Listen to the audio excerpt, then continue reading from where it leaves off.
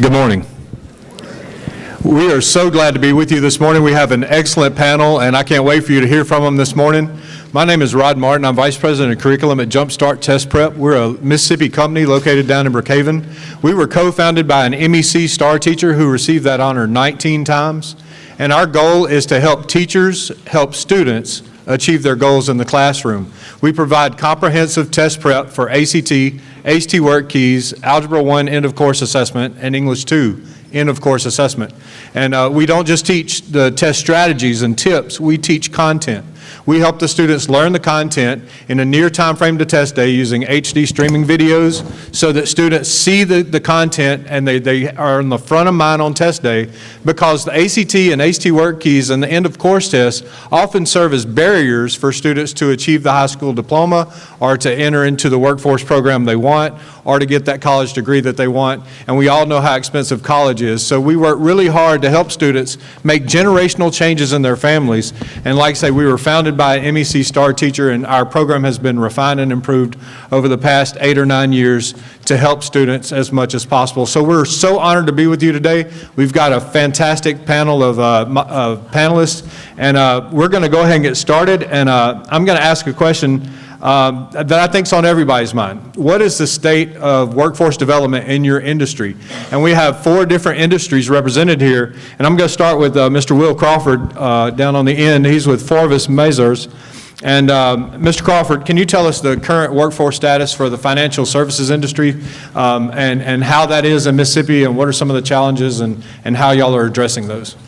Yeah, I appreciate the question. I work with a CPA firm here in town, so as we think about workforce development, I think we need to reframe that a little bit from what we may typically think about from workforce development to, in our world, in professional services, whether we're talking about CPAs, architects, engineers, attorneys, we're looking at the matriculation of those high school students to get them into college, and then in some cases, if we think about our attorneys, our CPAs, our architects, or even the engineers going on to get that extra credential, whether that's passing the bar exam and getting the JD, passing the CPA exam for the CPAs, or even engineers getting the PE passed. So from the professional services side of things, I would say one of our biggest hurdles that we're facing right now, one of the issues that we're running into is some of the issues all of us are facing here in the state of Mississippi. We're at what we refer to as the enrollment cliff. We're about to enter into a time where the number of 18-year-olds that we have entering that are potential to enter into college, that could potentially matriculate from high school to college, is going to start declining pretty significantly. After the 2008 economic recession, people stopped making people because as the father of 2, I can tell you babies are expensive. And as I have a daughter, all I can think about is how much more expensive those people will be. But we saw those birth rates decline, and they haven't come back. So our number of 18-year-olds is going to decline. And what we face in Mississippi somewhat from a professional services side of things is, as those students go into college, they're looking for opportunities. What could those opportunities in college turn into? And the state auditor came to the Board of Governors meeting for MEC yesterday and talked about a little bit about what he refers to as the brain drain, but it's something that we see in Mississippi where we are a net shipper of talent.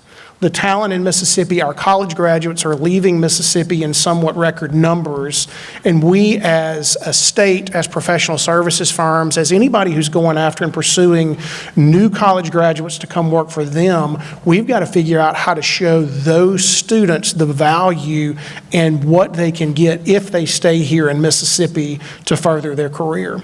The state auditor yesterday also talked about our statistics, and we see those on campus where we have a large number of out-of-state students coming into Mississippi to go to college, and then they turn right back around and leave. How can we convince them to stay? How do we convince those 18 to 24-year-olds to see what we see here in this state?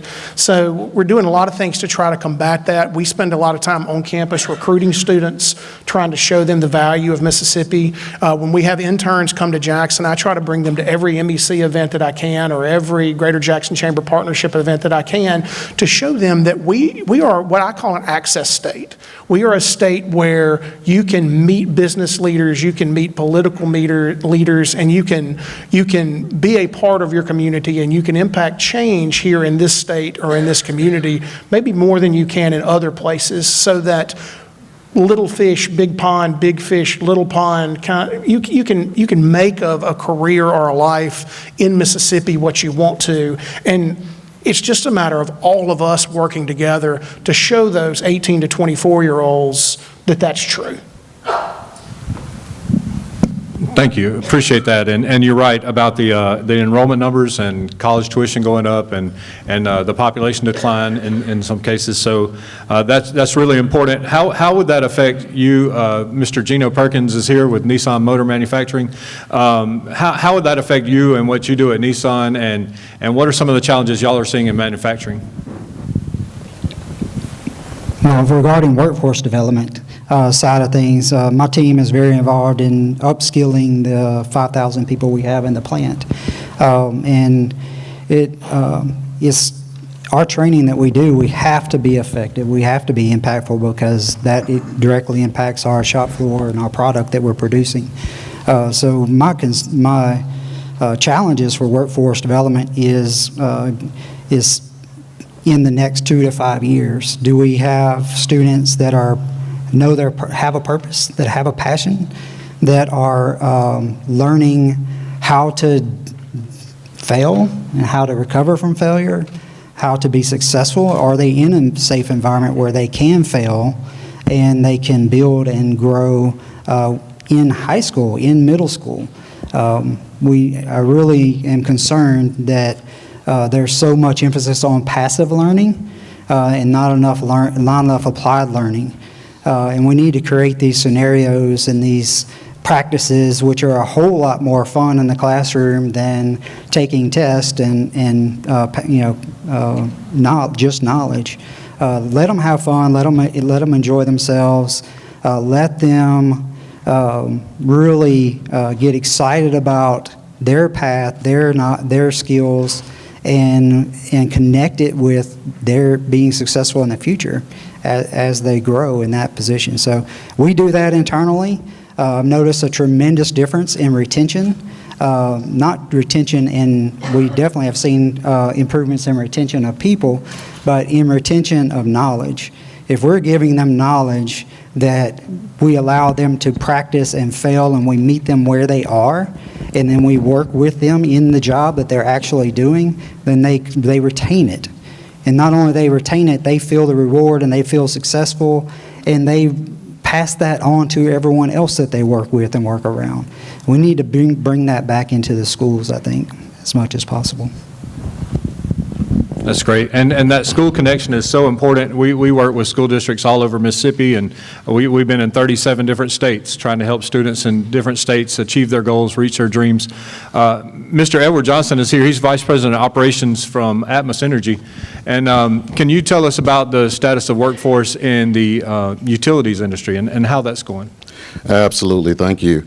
I think our biggest challenge with workforce development is employees starting out. It's so important for them, what we found, to go to those vocational programs or go to those community colleges and get that foundation. It's really difficult when you have an employee or a candidate that has very little work experience. So they've never really been in a structured work environment. So we're having to kind of show them what that looks like.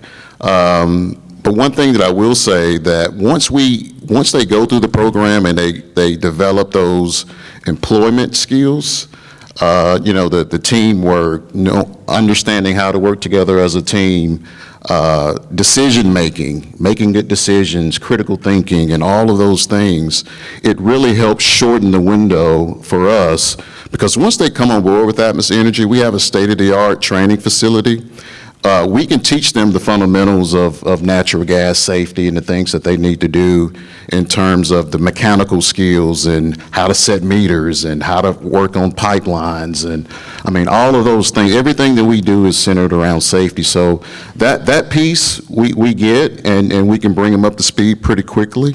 But y'all know, like I do, you know, the generation is a little different now. When I was growing up, we can navigate around the toolbox pretty quickly, pretty easily. So it takes a little more effort when you're starting someone off from scratch and not having that technical background. So the more that we can get from our community college, and we've done a really good job partnering with community colleges around the state. There's 7 right now that we're currently working with, and you know, the career coaches is a big piece of that. I know for me, when I went to school, there was very little talk about natural gas industry or energy in general. It was always around manufacturing plants and other things like that. I kind of stumbled up on the natural gas business. So the thing that these career coaches do for us is they actually find out what the interests are with those students, and they do what we call internships, right?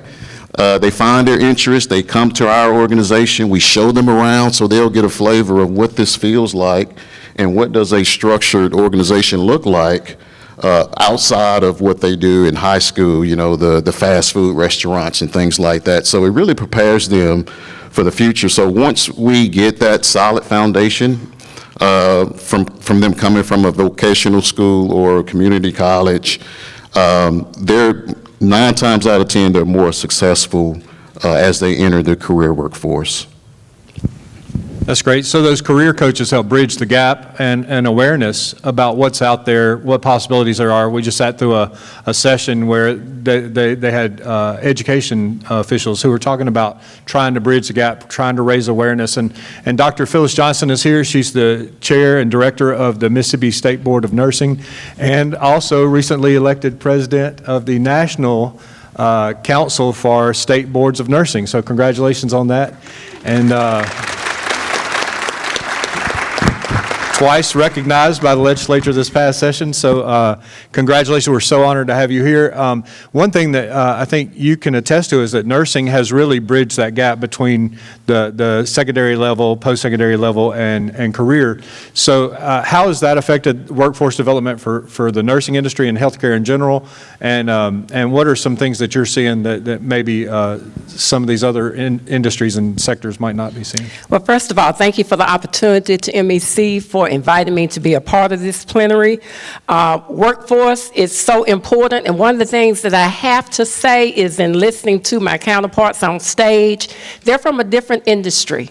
I'm from nursing, and so nursing touches each aspect of every person in this room, touches your life in some way. We're the most trusted profession there is, so think about that. And when you think about workforce, hot off the press, I just got the study from NCSBN research. It highlights the small steps toward nursing workforce recovery.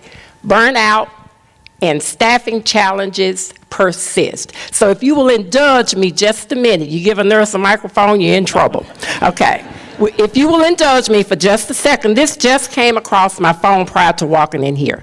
The data reveal, and you think back to COVID, and COVID was terrible for everyone involved. And when you looked, who was there at the bedside when you were at home? A nurse. Even when the doctor was not there, who was there? A nurse. So the data revealed that more than 138,000 nurses left the workforce since 2022. And by 2029, almost 40% of nurses intend to leave the workforce, reinforcing concerns about ongoing labor shortages and systemic workforce challenges. This information is immediately released now. It's out there on the websites, but it's a very important study because it shows that stress, burnout, and retirement are key reasons. And these are the same reasons as was surveyed 2 years ago. When you look at the workforce in Mississippi, and I travel a lot, and even from the national level and the international level, one of the things that always is being talked about is workforce, nursing workforce. And there are more similarities than differences, even across the pond in Canada, Australia, Ireland. They're still, all of those are experiencing the same issues that we are experiencing with workforce. So when you look at it, Mississippi is responsible for over 80,000 licenses in the state of Mississippi. That's your RNs and your LPNs and your advanced practice nurses combined. These are nurses that work hard each and every day. And the challenge now is the pipeline to get individuals into the nursing profession. So how do we do that? When you look at education, practice, regulation, and policy. Those four entities cannot work in silos. We all have to work together to address the issue. Listening to my counterparts, you know, their industry is a little bit different from mine, but when you look at it, we all need to work together and have input into the workers that we're trying to get, and then we have to make sure that policy is included to make sure those things are achieved.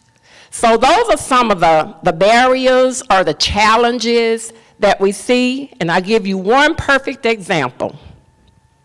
Each of us in this room went to school, I hope, at some point, be it Head Start, pre-K, and who was in that room to make sure that you learned? A teacher. And when we look at our educational system, especially in the post-secondary, even in the primary, secondary, post-secondary, tertiary, however you want to call it, they're the least paid individuals in the room. One of the things that we see in nursing education faculty are leaving their jobs, and this is really ramped up since COVID, because now they know that they can earn more money working as a nurse in another sector other than education. How does that impact our workforce? And I'm speaking specifically for any workforce issue, any industry issue, but specifically for nursing, because that's what I know.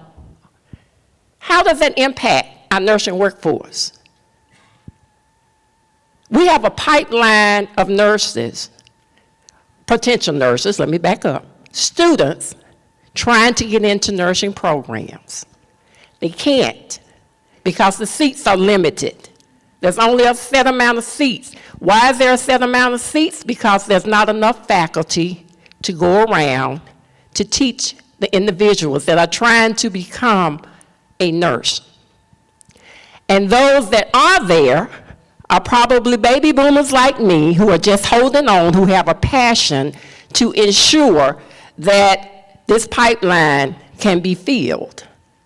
Because trust me, we hear it all the time. It's not because I get paid a lot of money.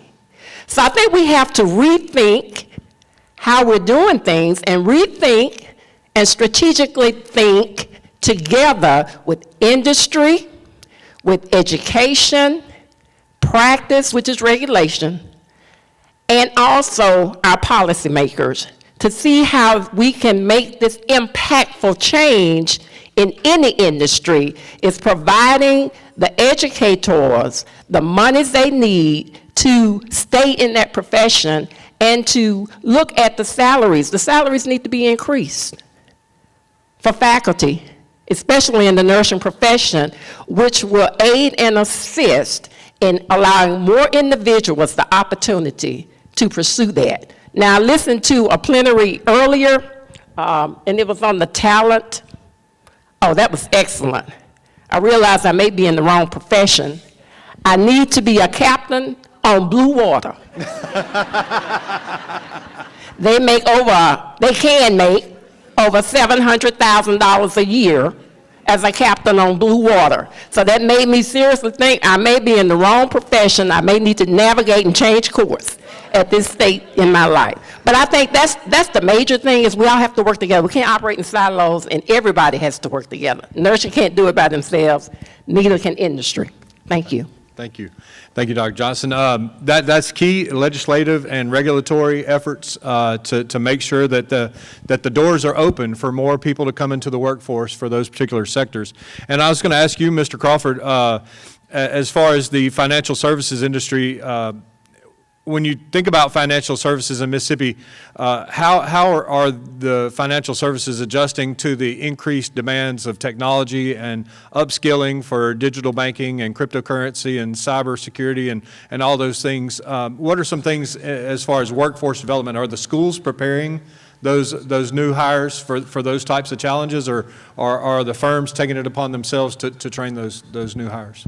Yeah, I think what we see is probably a little bit of both at the tail end of your question. I think our schools, academia is really stepping up to try to help meet that need.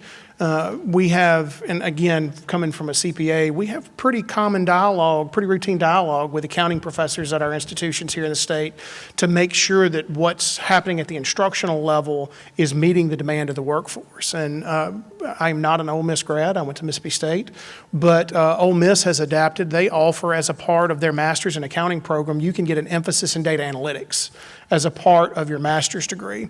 So I think we've seen that shift over time of so many of our professional services are much more into the data than it used to be. But I don't see the demand or the need for professional services to diminish. There will be some, of course, but what the artificial intelligence can't do, what data analytics can't do is provide some of those critical thinking skills that we need.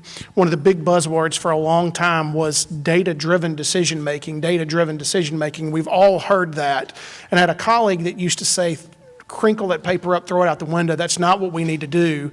Data-driven decision leads us to think that the data makes the decisions for us. We need to make data-informed decisions.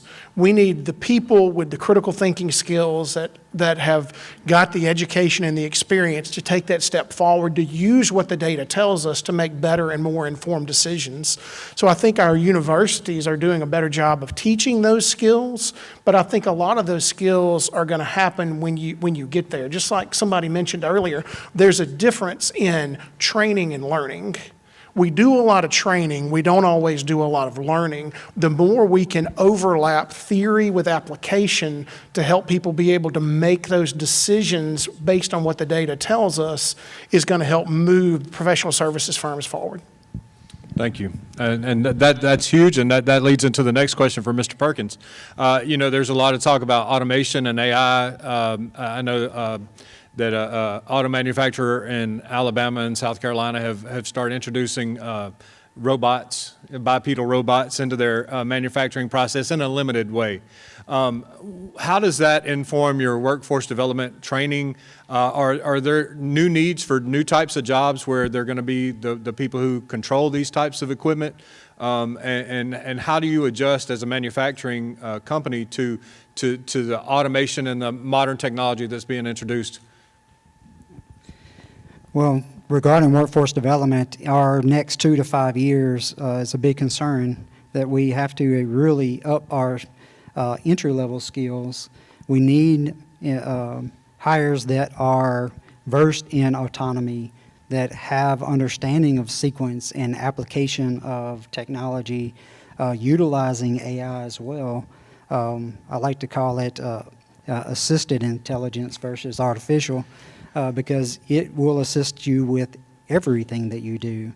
It's not cheating. It is increasing the outcomes of whatever energy you're putting into anything. So it is not an option not to use it. We have to use it, but we have to use it for the right purpose, right? So we have to be purpose-driven. Anything you're trying to do, we need students coming out of school that use it to have to write better papers, to be more competitive. Recently was sitting down with a professor from Mississippi State, and they're looking at curriculum, and we talked about AI, and they said, well, I don't let them use AI because we want them to write these technical documents in their own with their own capability. So my suggestion was, well, what really ensures and validates learning is the application. So you're writing technical documents so others can comprehend them and understand them and do whatever's prescribed in the technical document. So you let them use AI to write the document, they validate it, then give that document to their peer and say, okay, do this. And let that be the grade versus having the technical document meet all the, requirements. The purpose of the technical document is to have impact on others. So measure that instead. So that ups the level. It also gives them purpose. It also gives them excitement. It's a little more fun, to have your peer watch you do this activity. So just we got to think differently. We're really, and then it's not just manufacturing. It's every industry is changing faster than we can even imagine. We talk about test a lot. There was a lot of testing talked about in the last session, and I don't believe there is one single perfect test anywhere. I don't feel that there's a perfect curriculum or perfect subject. What's important is what is their capability, what can they do?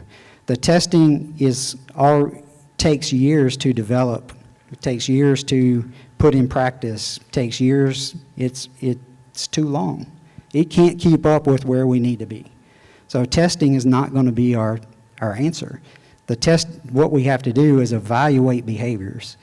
We have to constantly give information, and evaluate, and hope that those behaviors continue to change with where we need it to go. Because we're not going to be able to keep up doing things how we have in the past. Thank you. And Mr. Johnson, you spoke about the training process that takes place once you have new hires come on to Atmos Energy. Can you talk a little bit about the recruitment process and about your retention process? What are some ways that you really retrain or train your workers to do the jobs that you need them to do? Are they assigned mentors? Are they given specific types of training? You said you have a training facility here in Mississippi. Can you tell us a little bit more about that? Yes, sir. We have a state-of-the-art training facility in Plano, Texas, where all field employees go there.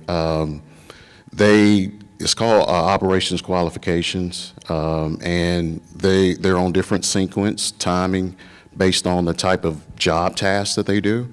So they go there, it's hands-on, they get an opportunity to feel and touch and see and do.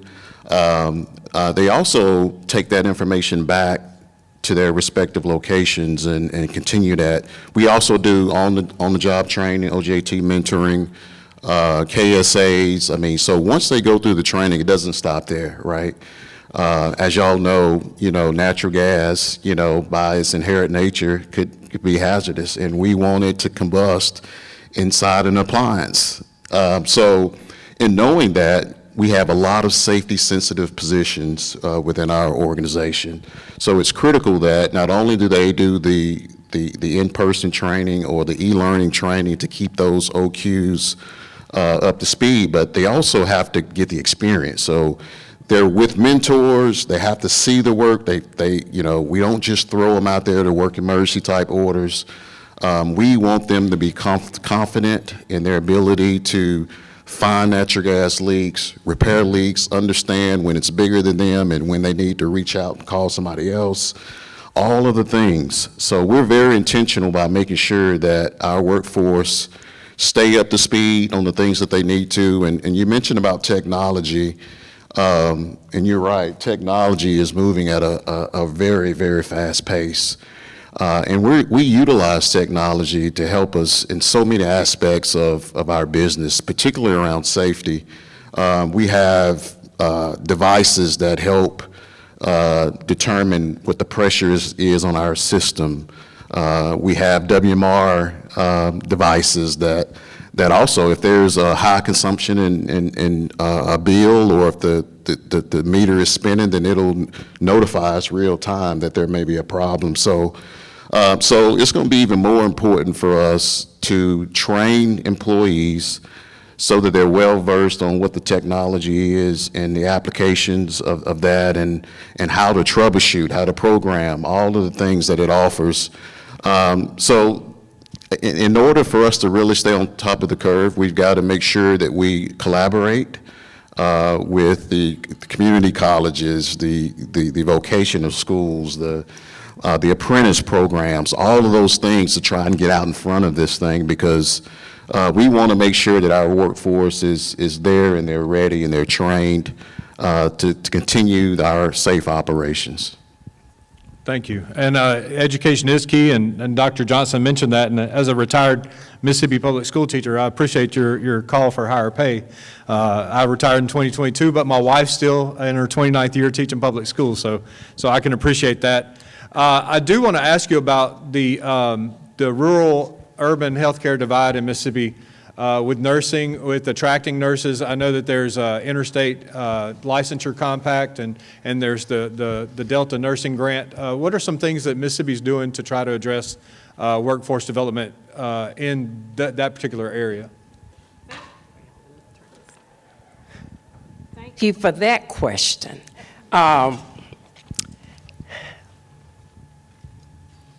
In the urban areas, you have greater access to everything, correct?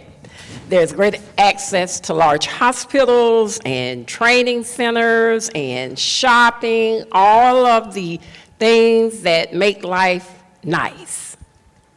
So people tend to migrate to urban areas, correct?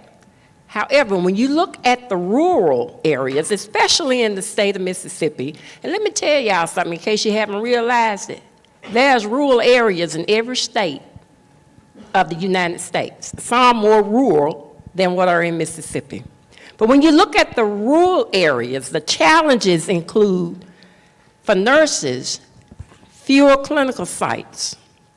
Hospitals have closed in a lot of the rural areas. So quite naturally, where are they going to go to work? They're going to go where they can find work, and most of that is in the urban areas. There are provider shortages, not only nurses, but physicians and other health care. Even teacher shortages in rural areas. I'm going back to my teachers.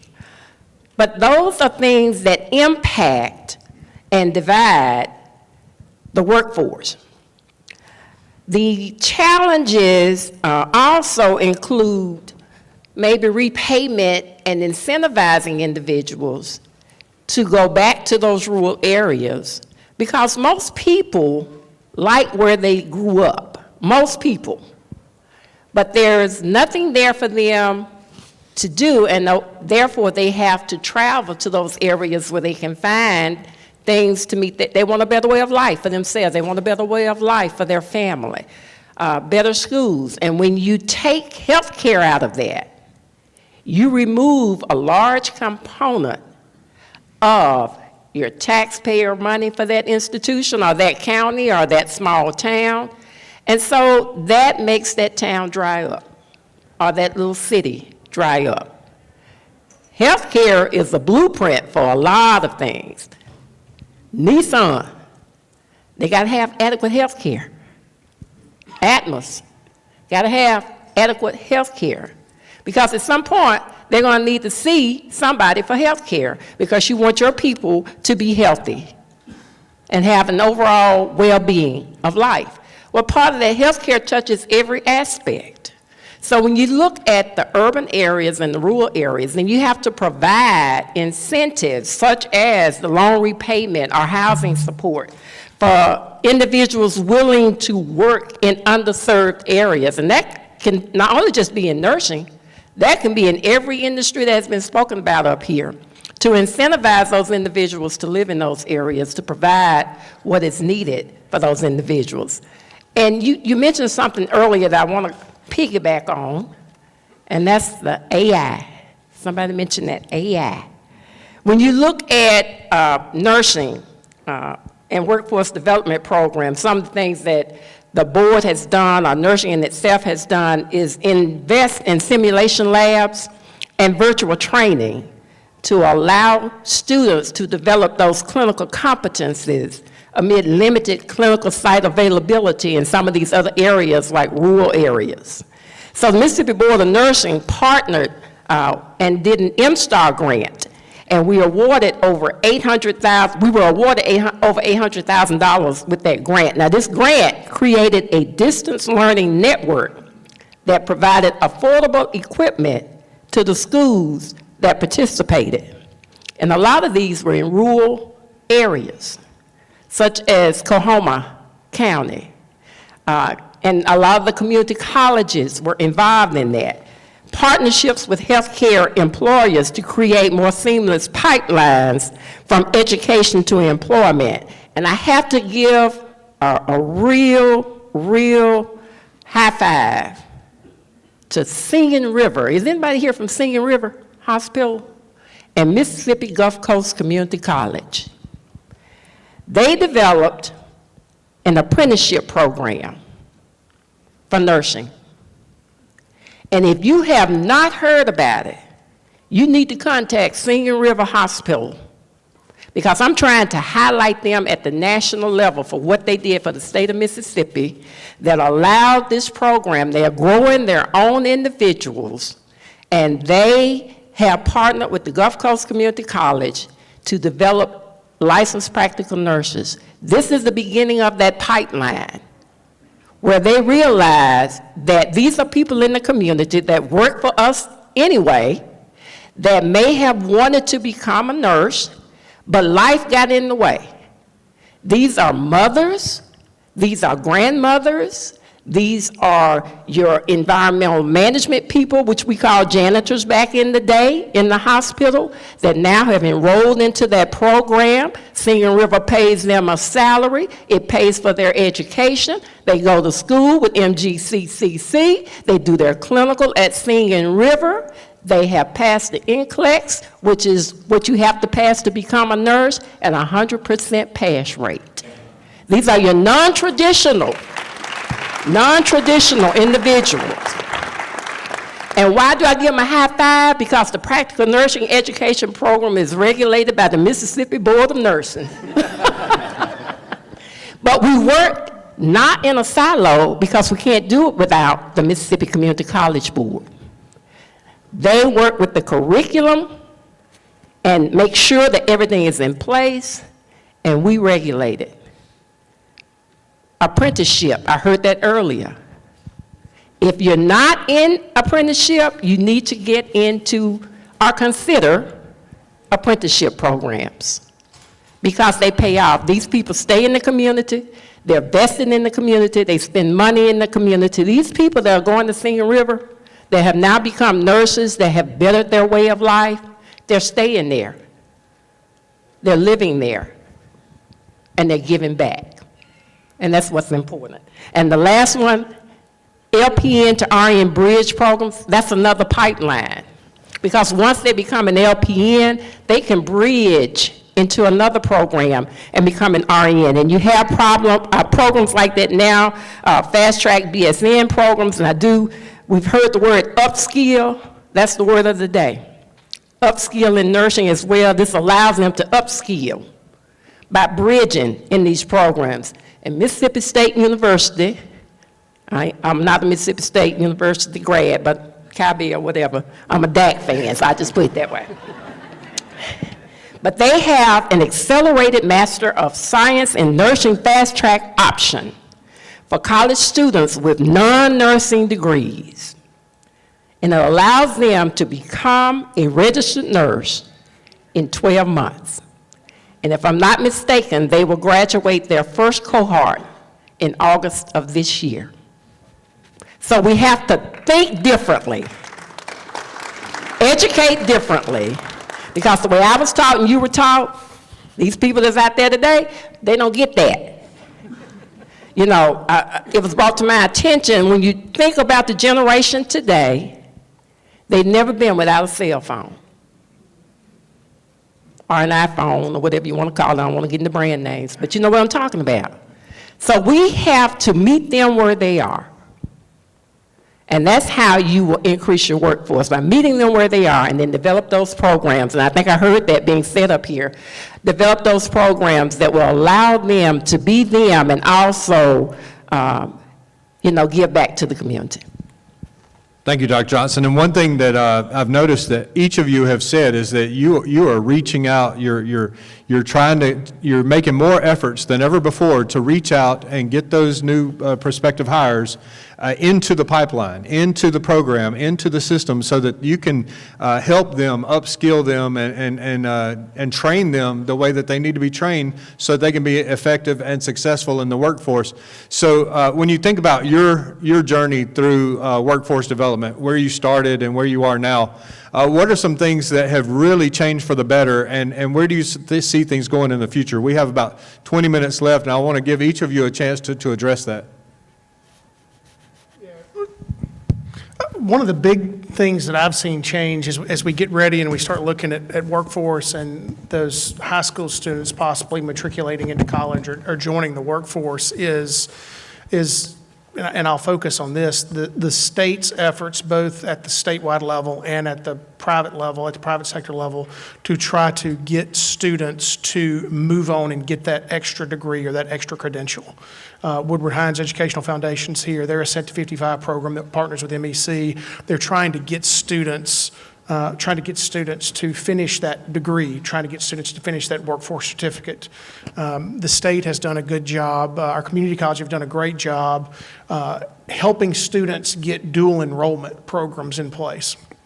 The Community College Research Center out of Columbia University released a study back in December that said if a high school student gets involved in a dual credit system, then there's an 83% chance they will continue on to college. 83% of those students go on to college. In Mississippi, we talk about the Mississippi Miracle a lot as it relates to our public education. That number goes up to 91%. So I think what we're seeing now, the difference when I was in high school and when I was getting ready to go into the workforce, I think education's out there more. I think the knowledge of the opportunities are out there more.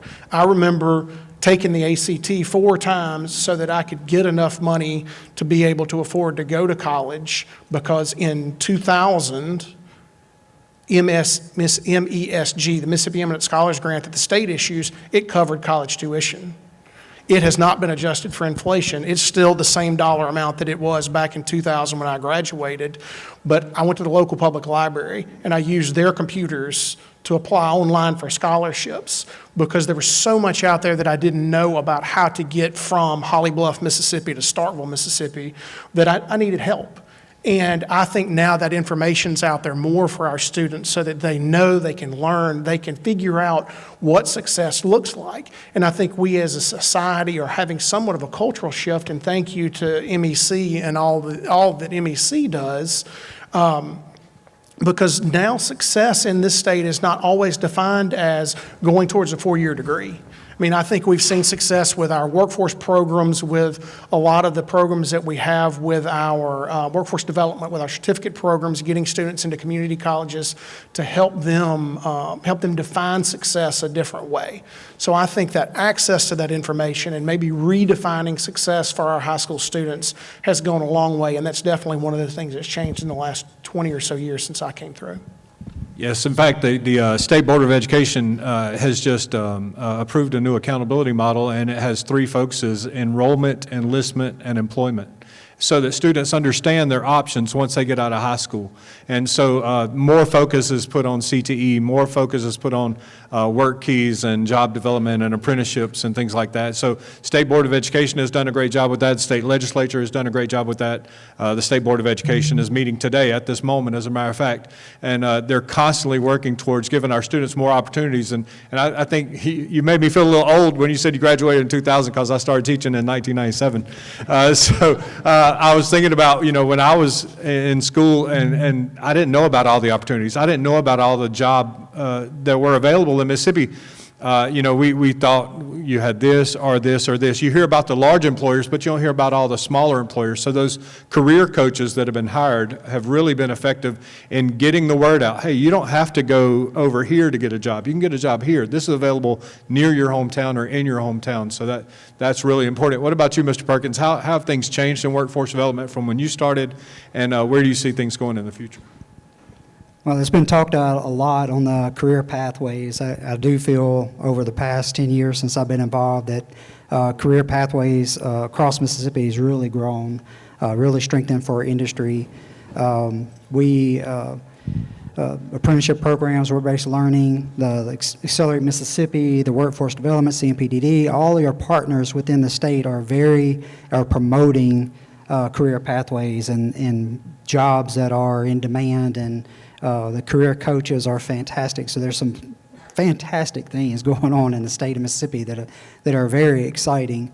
I tend to focus on the areas of opportunity the most because that is going very well. But I want to emphasize that CTE, as much as I love it and support it, and I even waived experience when hiring if you have a CTE certificate, a 2-year high school certificate, it's very important. But we have to do this on both sides. We have to do this on the CTE and on the general ed, on the education side. So the things that work in CTE are the hands-on, the simulation, the applied learning. The things that don't work so well in the education side is they don't have the application. They don't have the simulations. They don't have the equipment. So they can't get excited, and they can get excited about the test grade. That's, all your students, that's all they seem to care about is making 100 or making an A. But that's not everyone, right? Get them just as excited about the projects, about the problem solving, about this being the best at solving this mystery that's being presented, or finding, identifying stray cells in the lab. I mean, getting those equipment, that application into all education programs, even history. Instead of reading history, experience history through VR. There's so much information out there available. It's so much faster and it sticks. They remember it. We've got to change how we educate all the way across the board, and that's going to give us a foundation for the career pathways, the programs. Really and truly, to be honest, I love these programs, but they're a crutch because of the lack of education. Ideally, our program our new hire program, for example, for advanced skills, it's 17 weeks of training to someone that already has a 2-year technical degree. And we're not training on anything that's not taught in school, but they can't achieve the requirements to come in and work in the plant. That's a problem. But it can't be fixed in a 2-year program. It has to be fixed earlier. They've got to have access to tools. They've got to know what tools are. They've got to know what lab equipment is, how to use technology, how to use AI properly. All those things have to be spread back out into the entire education program. And I see that. There's examples of middle school in the county where we are. There's like 36 robot teams, middle school. Those kids they have a purpose. If you help judge some of those competitions and you interview them and they have a resume and they know everything about their strategy, their project, their failures, what they've done to overcome them, these are middle schoolers. They can do it. They just got to have that opportunity. That's a simulation. Robot competitions, nursing, whatever. We've got to take the careers, the jobs. Middle schoolers don't care about their job that they're going to have the rest of their life. And a lot of times our high school students don't. But if we can take those jobs and break them out into these competency areas, these critical skills sectors, and then spread them off all the way through to early education, kindergarten up, then you're talking about a very powerful community, future of the state. And that's what we're going to need, because manufacturing is really booming for our future, and we hope that continues to grow. So, thank you. Thank you. So you're talking about a partnership between corporation, business, organization, and education, to where business can inform education on what is needed and how those programs need to be changed. And you can communicate with legislature, hey, these programs need to be funded, because that's going to be one of the major issues with community colleges or anybody else is, yeah, we would love to have those tools. We would love to have those project-based learning opportunities for our students, but we can't afford them. So it's got to be top-down. I'd like to add to that. Of course, there's a lot of things we can do, and I love the idea of paying teachers more, and really love stipends for teachers who are going above and beyond. If they're spending their weekend in helping their students be competitive or practice or compete, then they should be incentivized. They do it because they're passionate about it and they love it, but incentivize them. We incentivize coaches to have the best football team, so why would we not incentivize teachers who are spending their personal time? So. Thank you. Mr. Johnson, what do you think? Changes in workforce development from when you started, and where do you see it going? Yeah, it's definitely been a big change from me coming up through the ranks. And, I think for me, it's them being more intentional. I think he mentioned earlier about partnering with these institutions and letting them know what is it that we need from these students. We've partnered with a lot of community colleges, and they've tailored their curriculum to support the need of the business, and I think we need more of that. One thing that Atmos Energy does also is that we provide kind of a roadmap, so to speak. So once we find out what interests those employees have, we kind of point them to the direction where maybe you should go this way, or what do you think about this? And we even put them in contact with folks who have made similar paths. Right? So they can reach out to them and call them and say, hey, so how did you get here? What steps did you take? What more do I need to do to get to where you are? And so I think we've got to be able to listen and understand what their interests are. And y'all know, like I do, most of the young generation, they want to get to the top tomorrow. They want to get there right now, and so we've been having to kind of pull in the reins and say, hey, you got to get the foundation. We're here to help you get there, but again, there's just a wealth of different resources available to them now that we just didn't have when we were coming up. And I remember being in college not knowing exactly what I wanted to do, and the football coach that recruited me, he said, Ed, you'd be a good OSHA guy.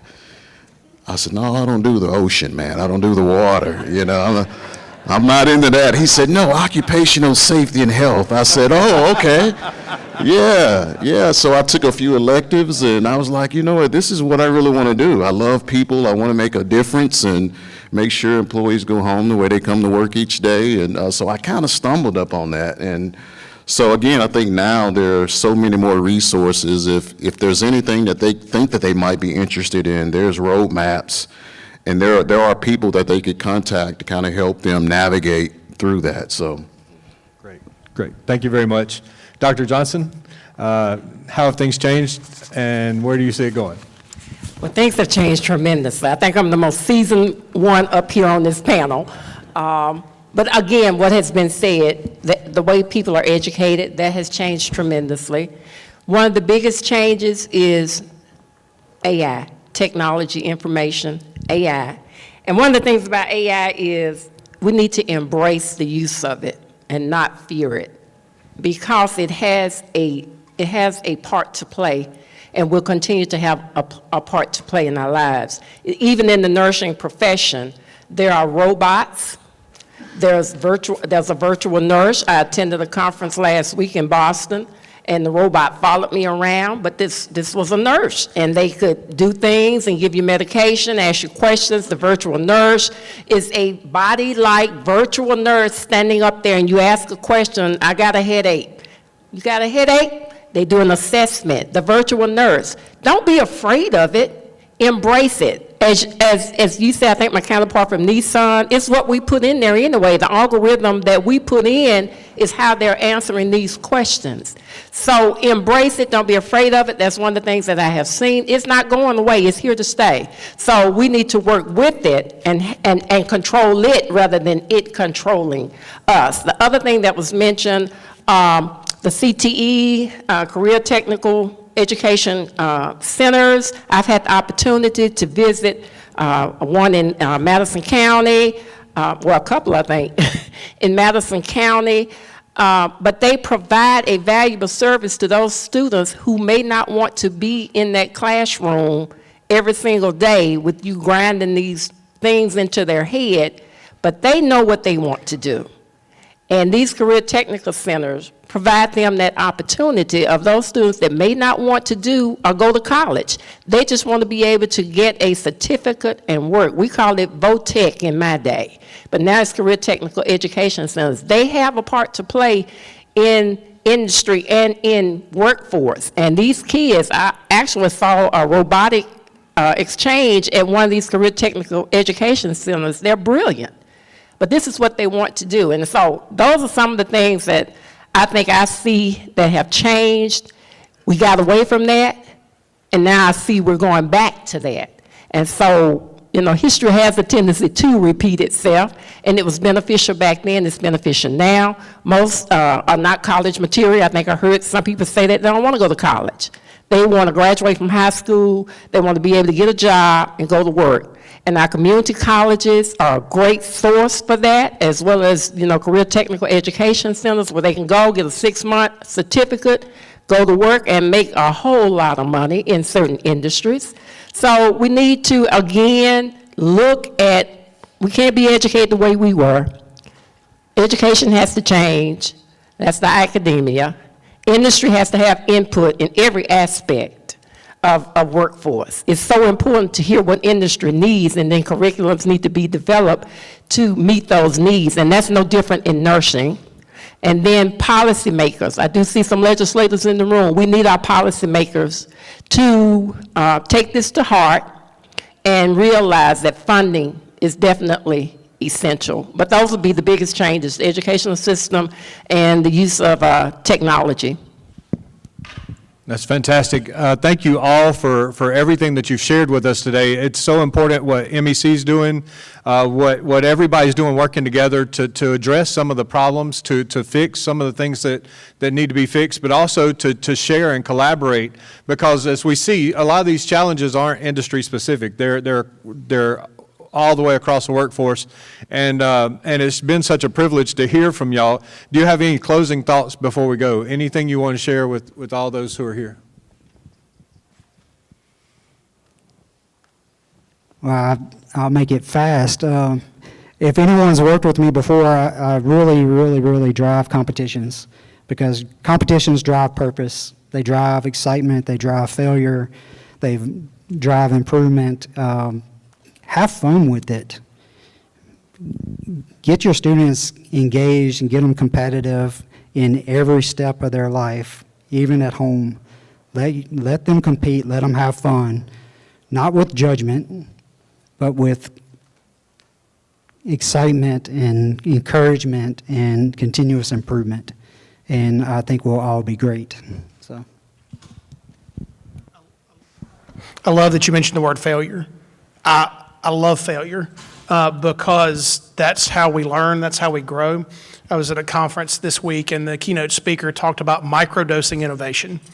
She said if we microdose innovation and if we fail fast, then we can spark change quicker in what we do every day. So maybe that's something we can try as we are recruiting students or as we are working on workforce development. Maybe if we can all microdose innovation a little bit and fail and accept failure as something that's okay and as a growth tool, then I think we can all kind of start taking that next step. The thing that I would just, I guess, close by saying, let's be intentional by inspiring our younger folks. Sometimes you never know who you may inspire just by being in the moment, saying those encouraging words, just like you just mentioned, hey, you got this, you fall, get back up, I believe in you. There are students out there today just really need to hear that from us as leaders. And so I really encourage you guys to, any opportunity that you may have to step in the classroom or whatever that looks like, say some encouraging words. Trust me, it goes a long way. There's been times where I had people come to me 20 years later and say, what you came to my class several years ago, And at the time, I was on the fence. I didn't know if I wanted to go to college or what I wanted to do, but the words that you expressed that day, I called to let you know that I'm graduating from college next month.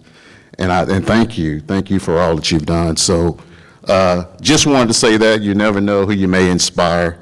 So let's be intentional by doing the little things. Thank you. I know we're up on the minute, so I would just say this. Let's be intentional, but let's not operate in silos. Collaboration is key across the board. Let's collaborate with each other. MEC has provided this venue, and they do a great job each and every year of topics of interest that are affecting all of us. So it's so important, again, that academia, that practice, regulation, and policy work together to address the workforce issues. And let's pay the nursing faculty. Thank you. Thank you so much. Thank you all for joining us. Thank you for joining us today. Thank you, MEC, and I hope you have a great day.